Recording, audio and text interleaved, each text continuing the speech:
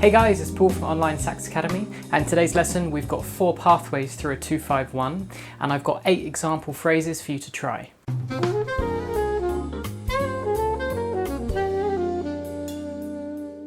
So what I mean by a pathway through a 2-5-1 is using what's called a guide tone line, which will get you smoothly from one chord to another. So here's an example of what a guide tone line sounds like.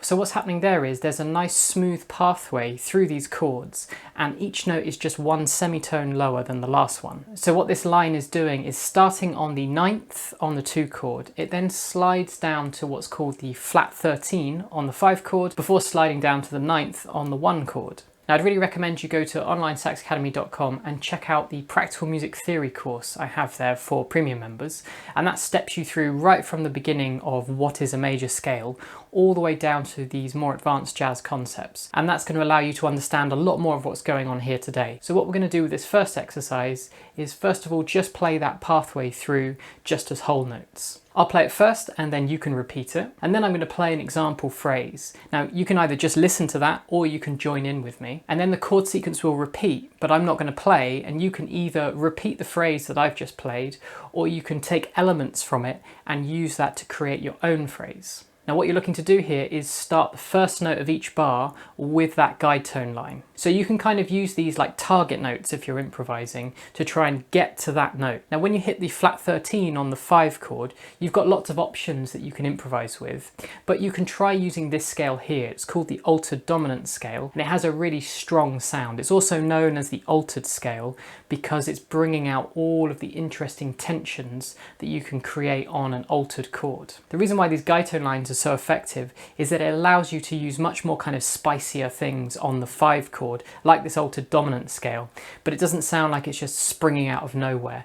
Because you're approaching it with a nice guide tone line, you're preparing the dissonance, and so it doesn't sound like you're just playing a load of wrong notes. And you're also resolving that tension as well by moving it down half a step and hitting the 9th on the 1 chord. Now in all of these examples I've put like a warm pad synth sound to hold these chords throughout, so you can really hear these rising guide tones going through the chords. Now this does give it a nice kind of cheesy 80s sound as well, but it's there really to help your ear so you can really listen and hear these guide tone lines going through as the chords are changing. Alright, so here's that first pathway through with the 9th hitting the flat 13, resolving onto the 9th.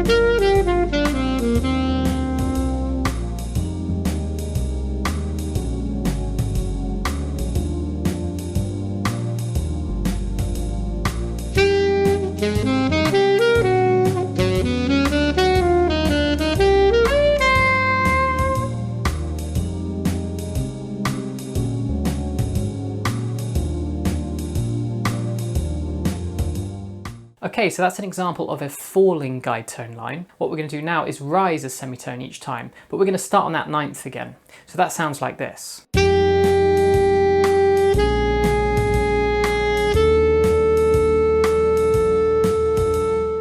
So what's going on with this one? We're starting with that 9th again, then we're rising up to the 7th on the dominant 7th chord, and then we're rising again and hitting the sharp 11 on the 1 chord. Now that sharp 11 is a really bright note, and this is a perfect example of that guide tone line preparing your ear.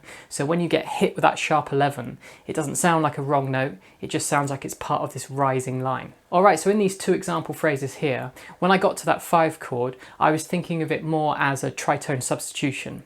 Again, if that sounds like gibberish, you can check out the practical music theory course and all of these concepts are explained. But for now, even if you don't know what it means, just have a listen to this phrase and just get your ear used to these interesting sounds.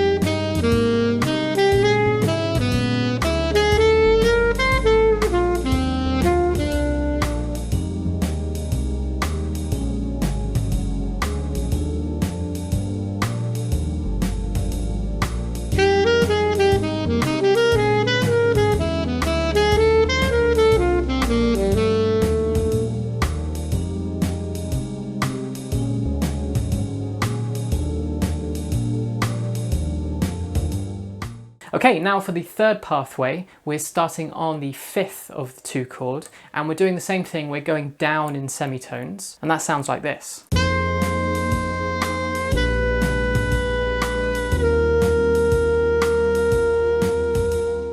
Now, along with the altered dominant scale on that 5 chord, you can also use what's called the half-whole diminished scale, and that can give you some other options as well. In the second phrase that I was using here, I took out a major triad that you can find inside that scale and was mainly emphasizing those notes, and that has a really interesting sound to it. Alright, so here's this third pathway through.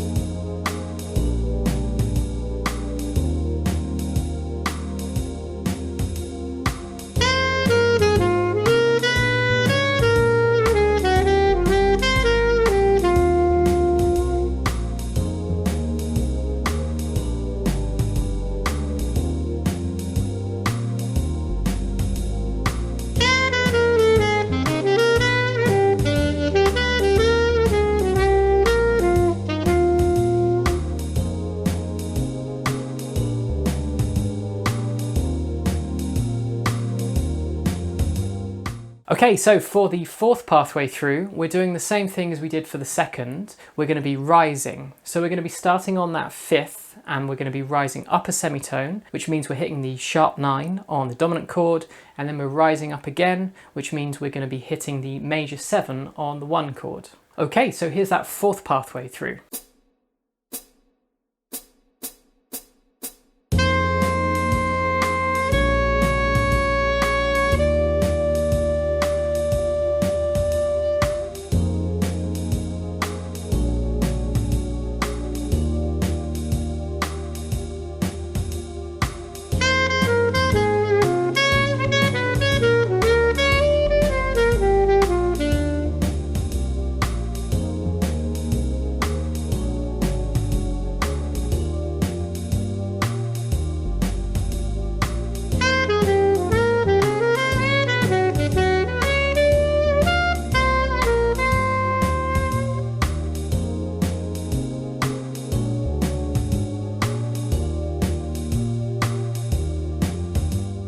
Now, also over at Online Sax Academy, I have the PDF that you can download of all the phrases that I played today.